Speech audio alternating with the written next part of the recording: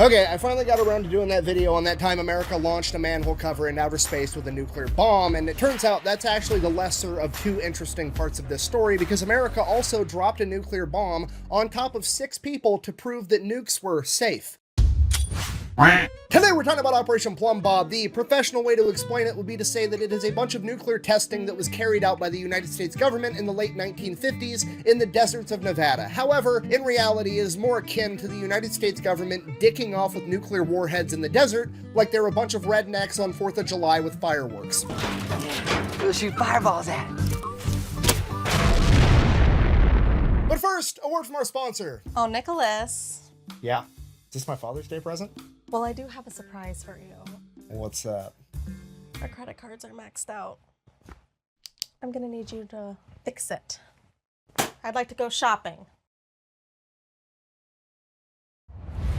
This video is brought to you by Henson's Shaving. Okay, here's the deal. Henson's is a family-owned machine shop that makes parts for the aerospace industry. There's literally parts on the Mars rover that these guys made, and one day they woke up and they're like, hey, we're just gonna make the most precise safety razor on the market. And this is it. This is all they sell. It comes in aluminum or titanium. If you want to pay extra, it comes with a little stand. And then they also sell the razor blades, so you have a one-stop shop, not because their razor blades are proprietary, because this thing will take any shaving razor blade on the market. You don't have to buy their proprietary cartridge. You don't have to sign up for their monthly delivery thing. No, you buy this one time and then you can put any 5-cent razor in it and shave for the rest of your life. So the product itself is fantastic, but more importantly, the company is awesome, because every time a YouTuber does an ad like this, they get sent a little media packet full of talking points, what to say, what not to say, and so on. Now, I'm not supposed to disclose this, but the brief that I got for Henson's basically said there is no script, do whatever you want, we trust you. Also, in the first paragraph, they said this, quote, if for whatever reason you don't get a good shave with our product, please let us know. If we can't help you, then don't endorse us. We think we've made one of the very best razors in the world. If you disagree, we'd rather not ask you for a non-genuine endorsement. So the razor's great, and this is the type of company that you actually want to give your money to. I'm gonna have a link for them down below. Let's get back to the video. All right, Operation Plumbob takes place in 1957. There was a total of 29 nuclear explosions, and they were testing all kinds of different stuff. They had biomedical testing going on with pigs, seeing how radiation affected them and at what distance. Then they were covering the pigs with blankets, seeing what materials blocked the radiation, what materials didn't. They also conducted experiments on 18,000 US service members, basically having them dig a trench off in the distance and hide in it while they detonated a nuclear warhead to see how they held up. And then they had different buildings and structures built out of different materials, trying to see which building materials blocked radiation the best and which ones blocked them the worst. Now, when this started, all the bombs that were being detonated off the top of a tower or from a high altitude weather balloon. They were just detonating nuclear warheads into the open atmosphere. What could possibly go wrong, right?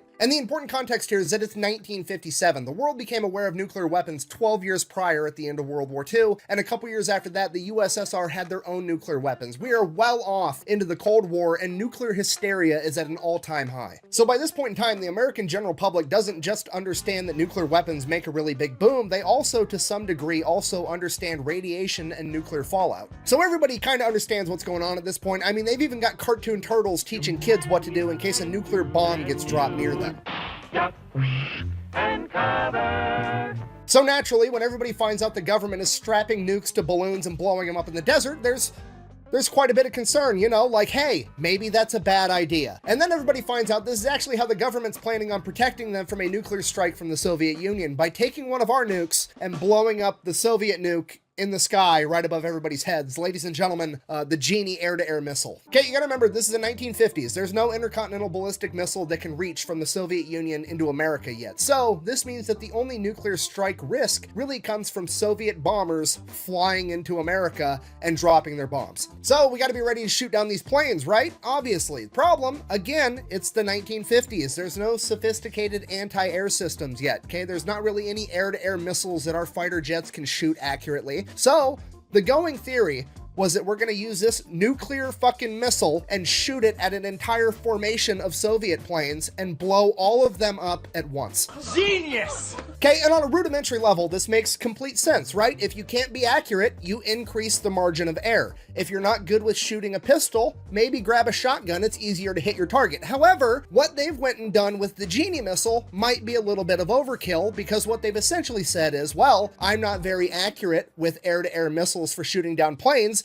So instead, I've opted to create a spawn point for the fucking sun. So naturally, now everybody's absolutely terrified, and the government's like, guys, calm down. It's gonna be completely fine. There's no, you know what?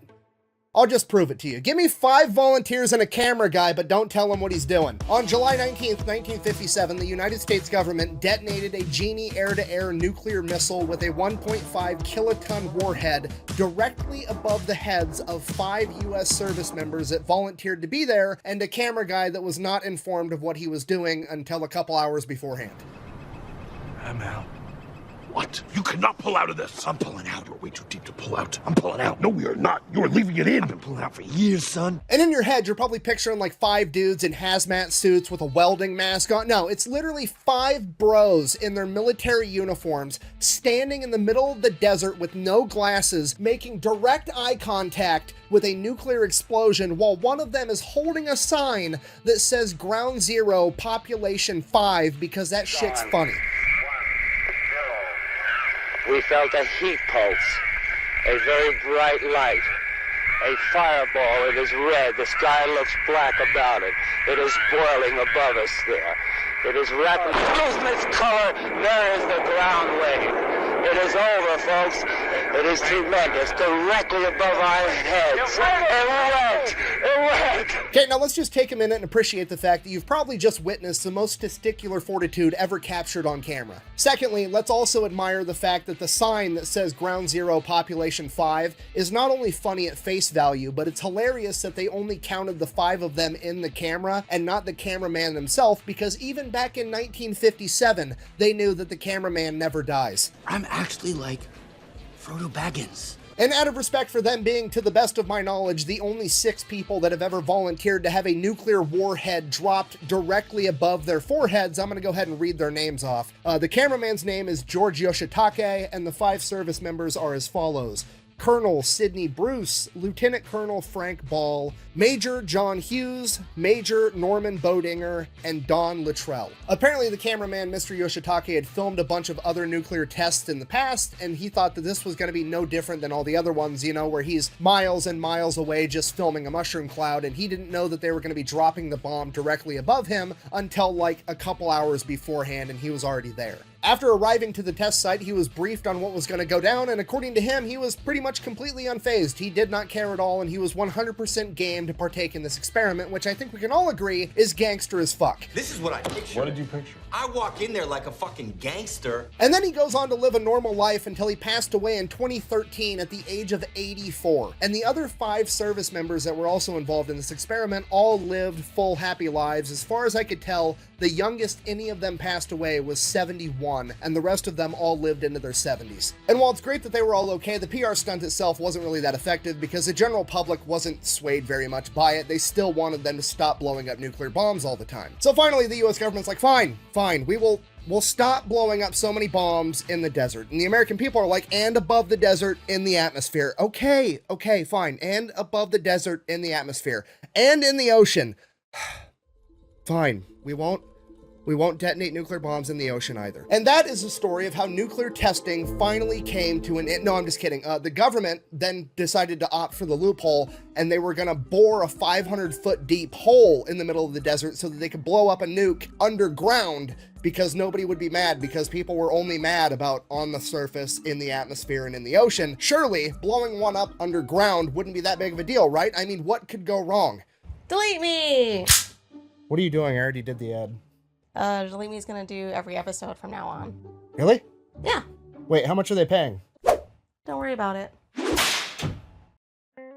Anyways, you guys know the deal by now. It's pretty straightforward. You give Delete Me money, they turn around and they make sure the data brokers on the internet aren't selling your personal information, and after they get it all taken down initially, they continue to monitor it and make sure nobody else starts selling it in the future. So if you're interested, I'll have a link and a discount code down below. Let's keep going. I mean, I'm not an overly smart guy or an explosions expert or anything, but I mean, off the top of my head, I've got some concerns. Primarily, I've seen the cinematic masterpiece Armageddon, where Bruce Willis convinced me that a bunch of dudes that work on an oil rig are easier to train to be astronauts than than teaching astronauts how to drill a fucking hole. I mean, that was the entire premise of the movie. Drill a hole, stick a nuke down it, blow the planet you're on in half. I understand 500 feet probably isn't deep enough for that to be realistic, but still, nothing good can come of this. You're gonna like piss off King Kong or unleash that Balrog thing that killed Gandalf in Lord of the Rings. Something bad is gonna happen. Now, luckily, they're not planning on detonating a nuclear warhead in this hole. They're just planning on blowing one up. And what I mean by that is the premise of this experiment was basically, remember, we're worried about the USSR bringing bombers, planes, and dropping a nuclear bomb on America. And we're planning on shooting those USSR bombers down. Essentially, we're gonna blow up those planes that have a nuclear weapon on board. They want to know what happens when you blow up a nuclear weapon with a conventional type bomb or missile, right? So they're gonna stick a nuclear warhead in the hole with another bomb, and they're gonna blow up the conventional bomb and see if that blows up the nuclear bomb as well, because we need to know that. And the going theory is that the nuke is not going to explode because nuclear bombs have to be set off in a very particular way, and if they don't get set off in that exact way, there's safety measures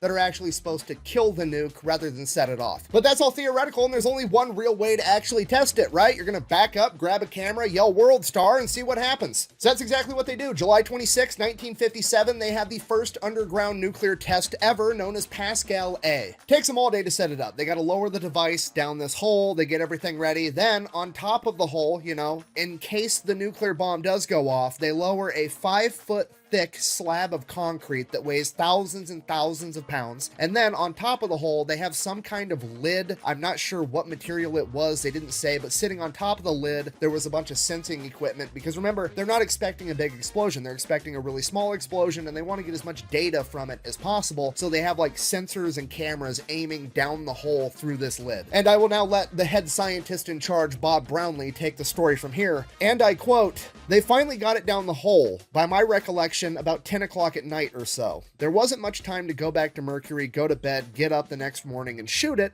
So somebody said, why don't we just shoot it now and then go in? And it was the world's finest Roman candle, because at night it was all visible. Blue fire shot hundreds of feet into the air. Everybody was down in the area, and then they all jumped up, jumped in their cars, and drove like crazy, not even counting who was there and who came out of the area." So the safety equipment didn't work. The nuclear part went off, generating an explosion about 50,000 times bigger than they were anticipating. Apparently, the explosion was so large that seismic equipment from all over the world could sense this explosion. You know, seismic equipment being the shit they use to detect earthquakes. Another scientist that was present described it as, and I quote, "the biggest damn Roman candle you ever saw. It was beautiful.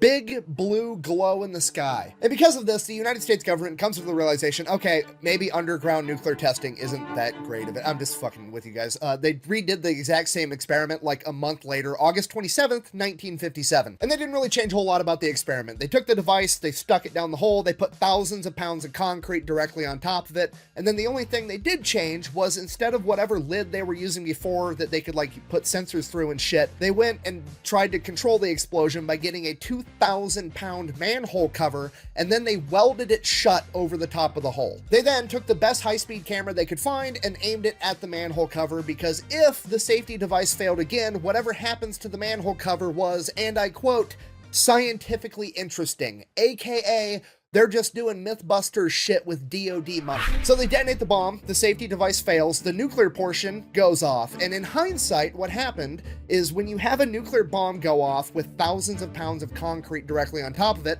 that concrete is instantly vaporized and turned into gas, and then that gas is pretty also instantly superheated, and superheated gas expands a lot, and this is an enclosed environment because they welded the manhole cover shut. If you're not picking up what I'm putting down, the scientists just inadvertently turned the planet into a fucking potato gun and launched this 2,000-pound manhole cover, presumably into outer space.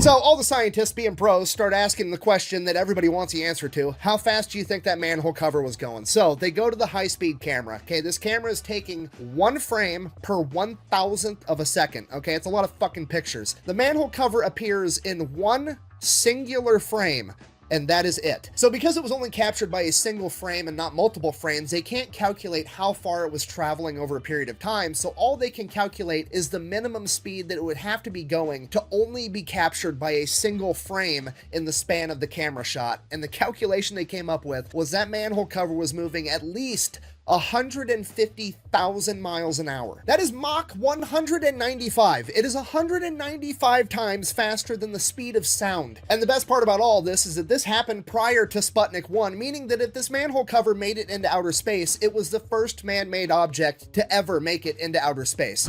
Buh! It didn't make it into outer space. It would have burnt up in the atmosphere just like meteorites do. Buh! Oh shit, you're right. I completely forgot that every single meteorite that's ever come into the Earth's atmosphere is burnt up completely and never actually makes it to the ground. I'll be right back. I've got to go tell all the dinosaurs to stand up and quit being babies, because clearly they're exaggerating.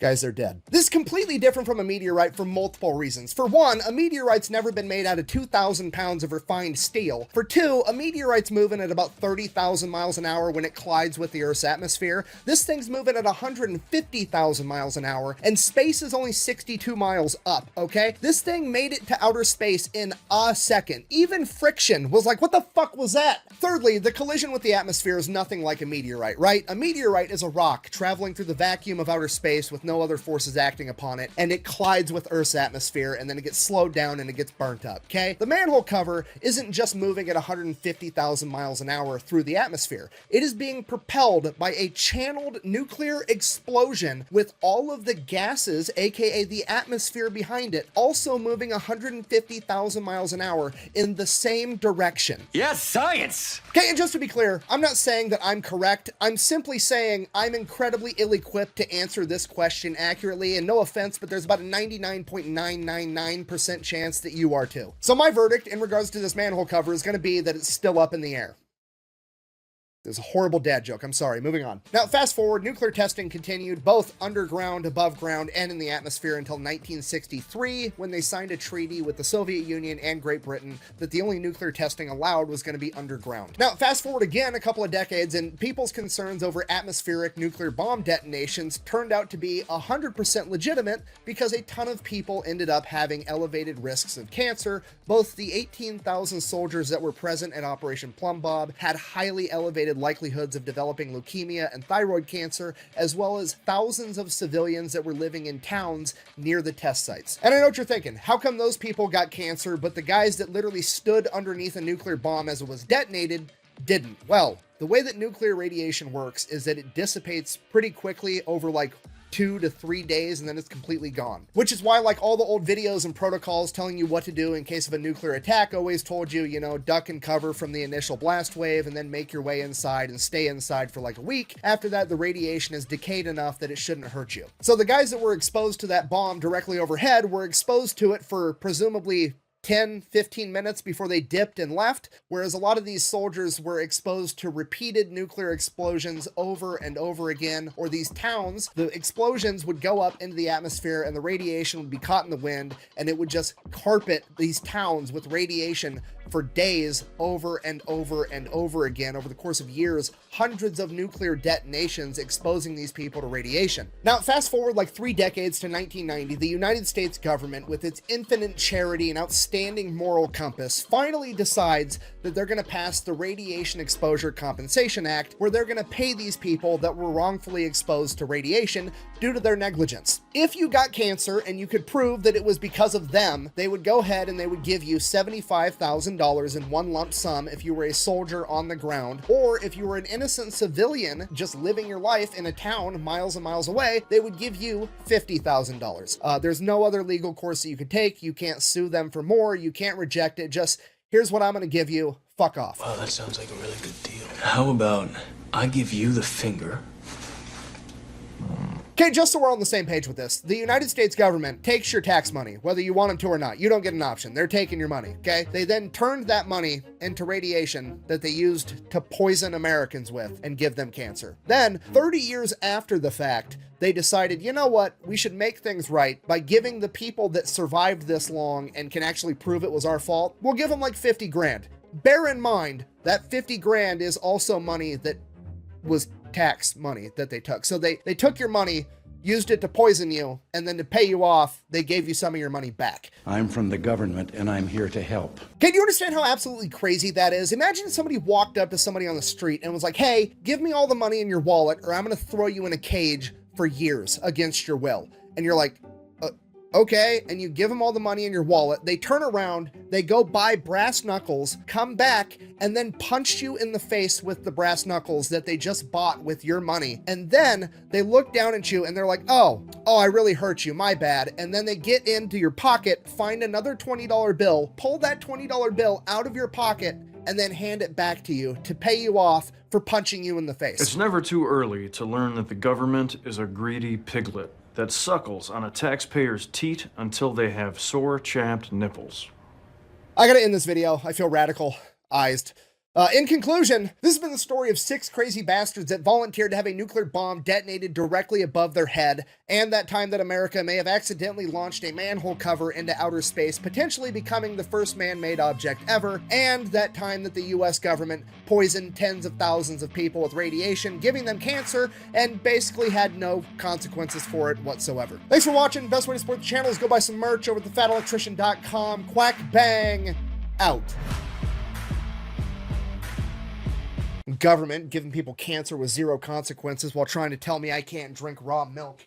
I don't even want to drink raw milk. I'm just mad they think they can tell me I can't.